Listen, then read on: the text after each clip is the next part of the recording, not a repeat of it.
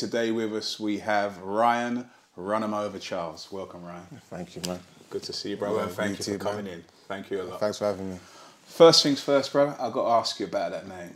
Run 'em over, man. What you Run been 'em doing? over. Yeah, man, that's what I tried to do in the ring. Nah, the name, okay, you know what? It's funny enough, a friend gave it to me. Okay. One time we were just like, after I'd had about, I don't know, maybe like, say, 5, 6 fights, and he was like, yeah, man, we need to think of a name for you. And then he said a few names, then he was like, yeah, Run 'em over. And I was like, well, say that again? He's like, Run 'em over. And I was like, yeah, I like that, you know. And then from there, it's just stuck. You've been running them over. Yeah, man, that's what I tried to do. Well, now we've got you up in the professional division now. Yep. You've had your first professional fight, a 4-rounder at the York Hall. Yeah, 4-rounder. How did that go? Yeah, it went well. I won it on points. I won it wide, 40 points to 36 points. Oh. So I won it clearly. Like, I probably could have stopped him, but I just didn't find the perfect shot. But okay. Yeah, it's good to go the distance anyway to get the rounds. But you're a boxer, right? You're a boxer fighter because you've got your amateur pedigree. Mm-hmm. You fought for St. Lucia. Yeah. You fought in international competitions. Yeah. And you fought at heavyweight professionally. Yeah. You have a fight coming up soon, and you're going to be fighting. I'm going to go down to cruiserweight, yeah. And that's going to be... That's going to be where I'm going to campaign at. Yeah, that's going to be my division, yeah. Hot division, bro. Yeah, man, definitely. Hot division, bro. Very hot division, yeah. Very hot division. So I'm excited to jump in it. Tell me about it, man. Yeah, like, the division is wide open. Like, if you look at it domestically, like, there's no one really that's dominating like that. So there's fights that can be made. I could throw some names in that everyone wants to see, kind of thing. And no one knows the outcome, what it's going to be. So I want to jump in there and get involved. Yeah, man. Because we saw Lawrence Okoli against Isaac Chamberlain. Yeah. Headlining. Yeah. At the O2 the other day. Yeah. Now those guys haven't got 20 fights. That's what I'm saying. They've had what they both had at the time. Had under 9 fights at the time before that fight, and they're headlining at the O2. So that goes to show you that the division is... It's right. Yeah, it's very ready. Yeah. So what are your strengths then? What do you bring to the table? I'm a good, like, skill-wise, I think I've got a lot of good skills. Like, I'm a boxer. I box well. Good footwork, head movement, quite a bit of speed, and I've got the power as well, hence the name Run 'em Over. Okay. Yeah. So we've got, in the British camp at the moment, we've got Matty Askins. Yeah. We've got this fight coming up on the 6th, I think it is, between Okoli and Watkins. Yeah. And you are sort of at the beginning of your journey, but you've had quite a long career in the amateurs.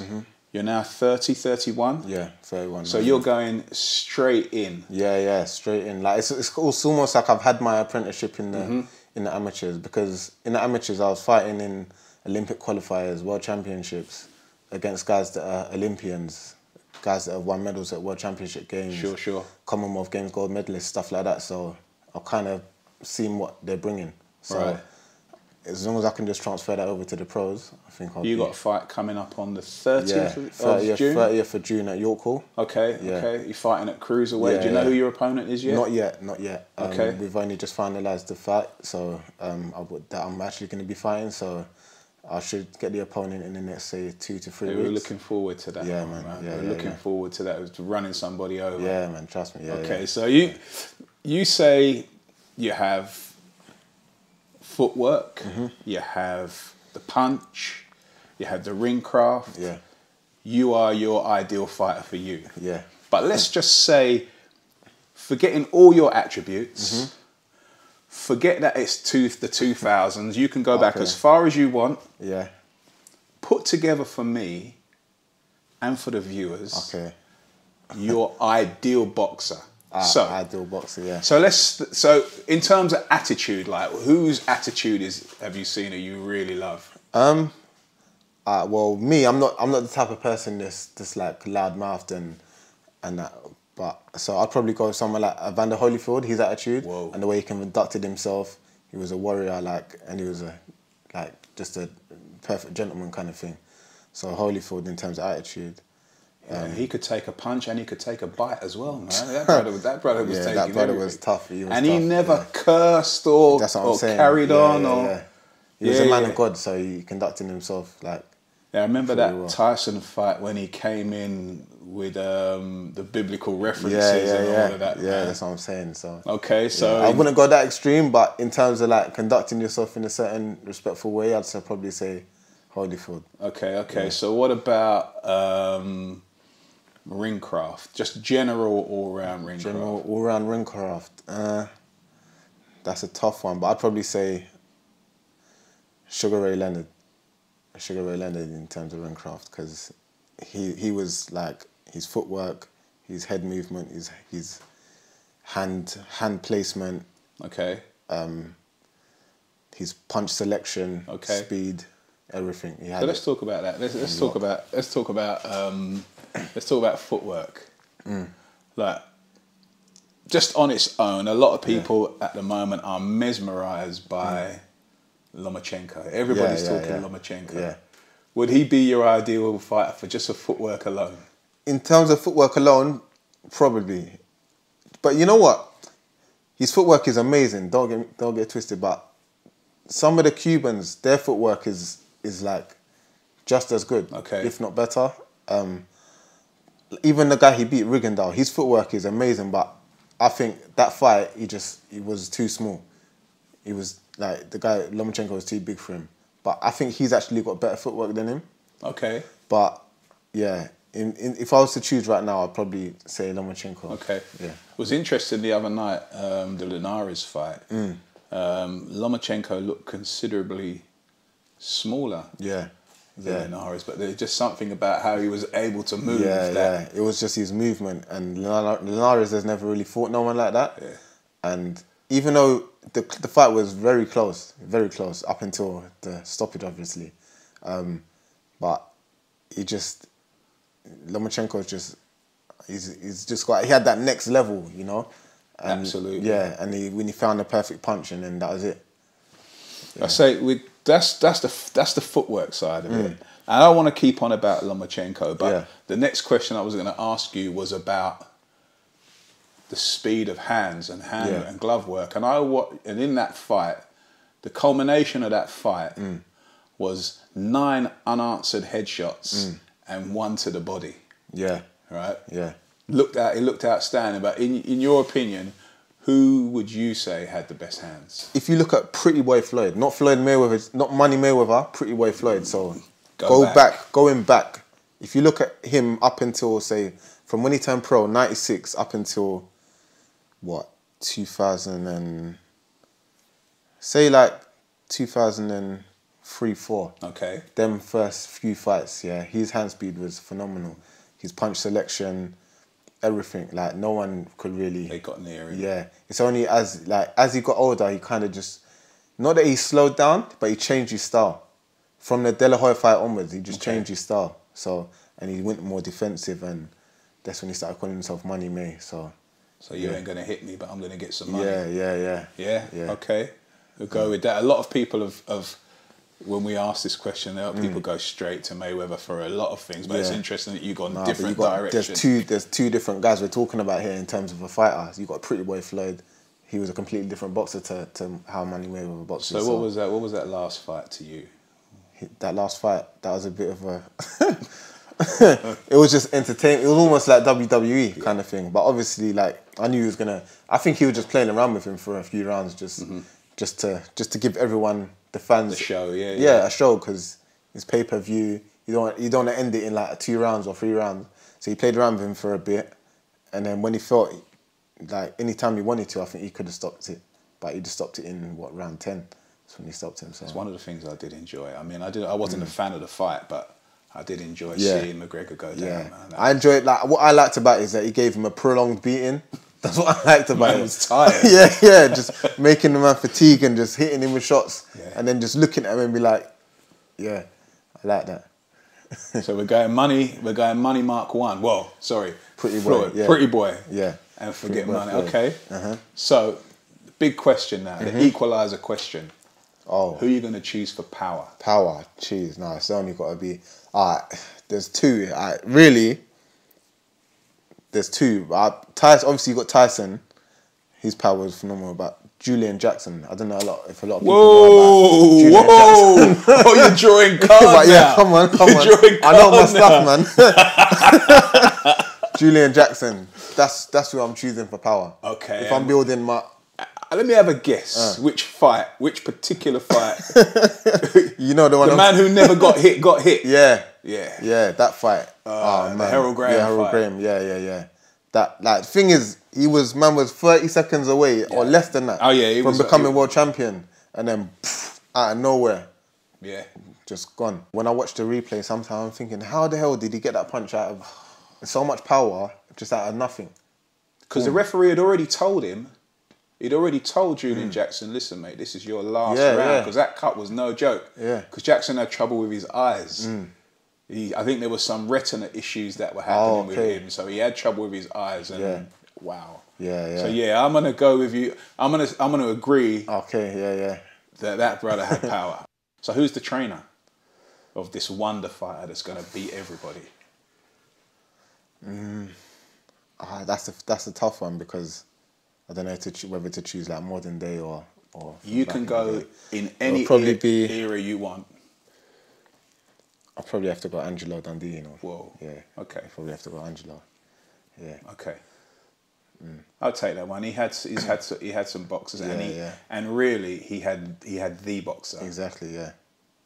And to do the things that Muhammad Ali did, there had to be some proper work going on behind it. Yeah. Okay.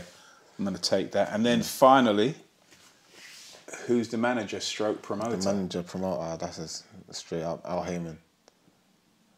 Al Heyman. That's the thing. Like Al Heyman, he's so like that's how much clout and power he's got. Most people have not even seen what he looks like, but everyone hears his name all the time. They call him the Ghost because he pulls all the strings from behind in his office, sits back and just. But he got people that work for him. But anyone like all the big American fighters, like most of them, they're with him. Floyd's been with him for years. Now he's got like. Errol Spence, Gervonta Day, all these like guys under his wing. So, yeah, Al Heyman definitely. I mean, I agree with you. It's a name that you hear all the time, and the whole American HBO Showtime setup has been going for a long time. Previous to them, we had Don King, and it was always the Americans that seemed to be holding the purse strings of international and global boxing. Yeah. Now, in the last 5 years or so, maybe a little bit longer, we've had a gentleman over here in England who started off by giving boxing fans what they've been crying out for, real boxing matches. You had and we're talking about Eddie Hearn. Yeah. But he was bringing us cards where fighters were fighting against fighters, and you didn't know who was going to win. And we've always been asking for that. We've been asking for that. You know, we've got all these boxing organisations holding on to their little pot of gold, protecting their boxer, keeping their O's intact and all that. And Eddie Hearn came along and started putting great cards together. He's changed it up, and look what's happened recently. I mean, he's promoting the heavyweight champion of the world. He's got Anthony there. Yeah. And now he's gone over to America and under the noses of these promoters. Yeah. He's so that's why like my answer I gave Al Heyman as my answer because obviously he's just signed this big deal Eddie Hearn has. I need to see how it plans out and see what happens before I can say. So you think there's potential? There's loads of potential. If you was to ask me in about a year's time, I probably would say Eddie Hearn. Right. Maybe in 6 months' time, I'll probably say Eddie Hearn. But right now, I'm saying Al Heyman because of what he's done. So we got a good list. Yeah, we got a good boxer. Yep. We got a good trainer, and we got a good promoter. Yeah. So Ryan, tell me a little bit about how you prepare for a fight. I like to, whether I'm fighting or not, I like to stay in the gym. So like now I've got my next fight on June the 30th, so it's just about 6-7 weeks out. So now is when I'll start really like stepping it up. So I'll make sure I'm getting sparring every week. I've done 9 rounds on I think Wednesday, 9 round sparring.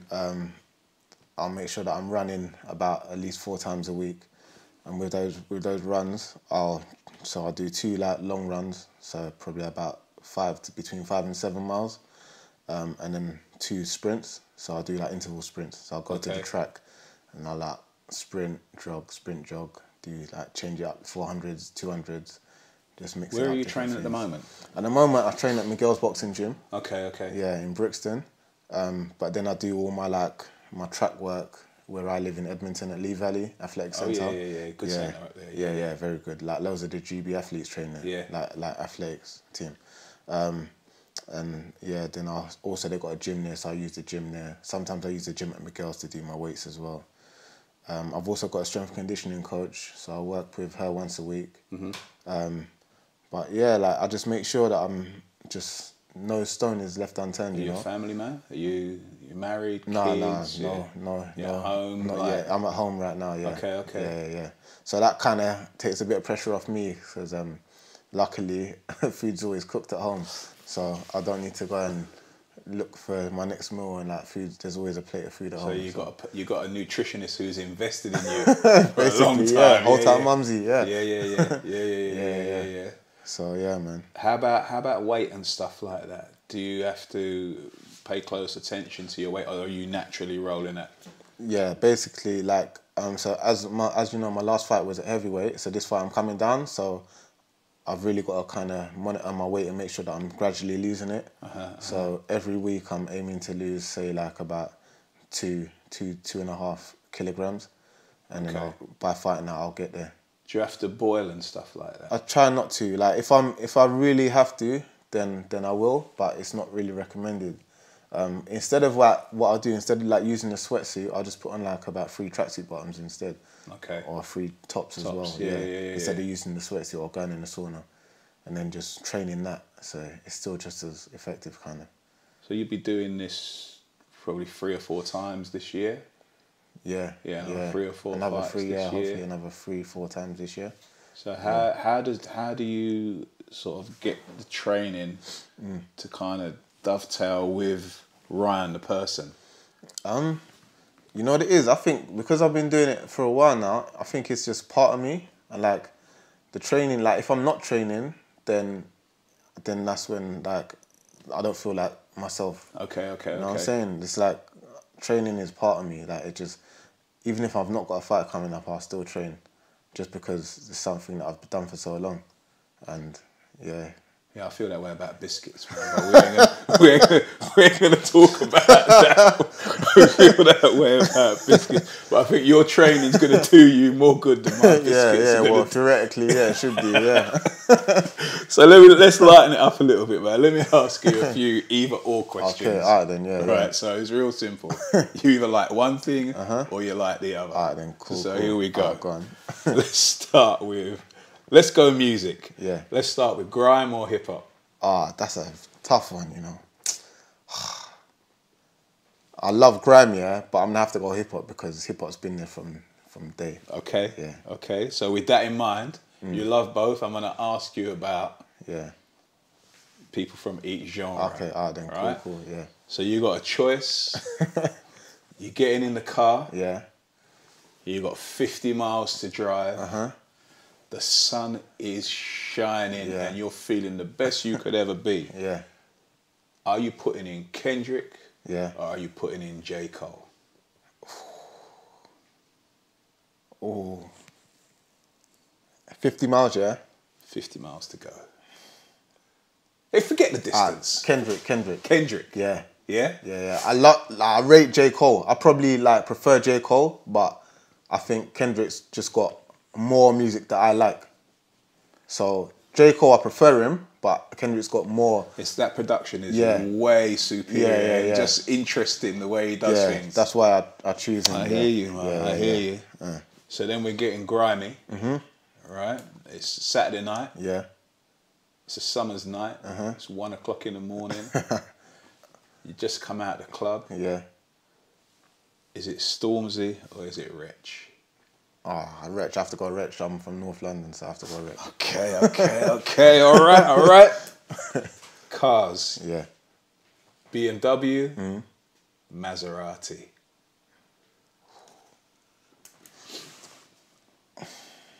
I'm gonna go BM because I think they got more variety, and there's more cars of BM that I like. Even though I know Maserati got some bad boy cars, but I'll go BM. My dream car is the Quattroporte. Oh, okay, yeah. 4-door Maserati with. Anyway, let me stop. It's not about me. It's about you. So let's go film. Yeah. Okay, let's ask you this way. This will tell us something. Yeah. Love and Basketball. Yeah. Or Scarface. Oh. Scarface, like I could probably like quote that like a lot more. Okay. It depends what mood I'm in, you know. Yeah. I swear, it just depends what mood I'm in. Like I'm gonna go Scarface. Yeah, all right. Go Scarface. Yeah. And it depends who's with you. Yeah, it depends who I'm with. If I'm, yeah, you get me. All right. Pancakes or waffles? Man. See, we're asking questions, the this real is a question, questions here. Man. That one is a problem, you know. You see, have you been Amsterdam or Belgium and had waffles there? Yeah. Mad. And pancakes in New York. Mad. Got to choose. Waffles. Okay. Yeah. Right. Can't argue with you. There's no losing here. It's win-win either way, man. Yeah. And this is a win-win as well, really. Ibiza or Dubai? I'm the guy at Ibiza because I like house music. That's why. All right. Well, you don't go to Dubai for house music. Yeah. All right. Yeah. Suits or tracksuits? Tracksuits, man. Tracksuits. Yeah. I'm with you. And last but not least, with nutrition in mind. Yeah. Remembering you got a fight coming up. Five Guys or Whole Food? Oh man, come on, man. But, you can't ask me that question. You're asking me if I had to choose what I'm gonna eat. I'm gonna choose Five Guys, man. Every time. Every time. It's gotta be Five Guys. Listen, you can go into a shop, you can ask for a burger, decide exactly what you want in there. Exactly what you want. And then go to the drinks machine and make a fizzy drink that's never been made before. Exactly, your own combination, man. Come on, man. Has to be fun. All right. Look, thank you for coming to see us, right? I really appreciate that. Just say again, you're fighting on the... Yeah, I'm fighting on the 30th of June at York Hall, Bethnal Green. That's a Saturday the 30th of June.